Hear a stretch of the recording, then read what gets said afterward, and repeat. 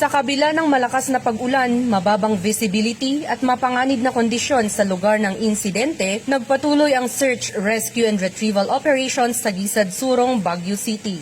Sa pamumuno ni Police Brigadier General Erickson D. Dilag, Regional Director ProCar, kasama si Police Colonel Froiland Bill Lopez, Deputy Task Group Commander, pinangunahan ng Baguio City Police Office kasama ang iba pang mga kapulisan ng Cordillera, katuwang ang CDRRMO, Bureau of Fire Protection, Armed Forces of the Philippines, JTU Panagkaykay sa 911 On Call, Philippine Red Cross Baguio City Chapter, mga opisyal ng barangay at mga community volunteers ang tuloy-tuloy na operasyon. Sa pamamagitan ng mahigpit na koordinasyon at pagtutulungan, hindi sumuko ang mga rescuers at volunteers sa kabila ng panganib upang mahanap, ma-retrieve at ma-account ang lahat ng naapektuhan ng landslide. Sa kabuuan, 13 individual ang na-account na sangkot sa insidente. 10 ang nasawi, habang 3 ang nakaligtas, kabilang ang isang aso na matagumpay na nailigtas mula sa lugar. Sa pagkumpleto ng retrieval operation, natapos ang isang mahalagang bahagi ng emergency response. Patunay ito sa katapangan, dedikasyon at malasakit ng mga responders at volunteers na nanatili sa lugar sa kabila ng matinding panganib.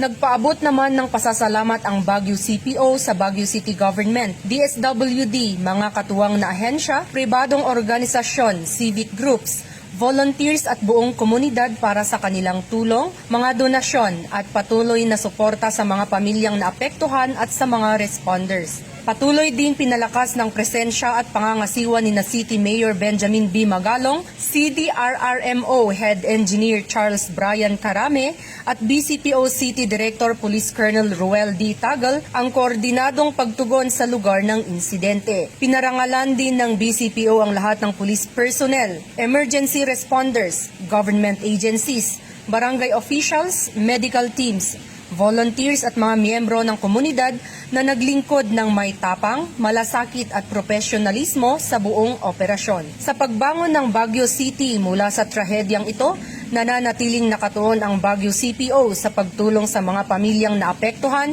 at sa patuloy na recovery efforts matapos ang Gisad Surong landslide. Bagong PNP para sa bagong Pilipinas, serbisyong mabilis, tapat at nararamdaman. Mula dito sa rehiyon ng Cordillera, ako ang inyong Police News Network Correspondent, Patrolwoman Lizelle Digman, alagad ng batas, tagataguyod ng Balitang Pulis.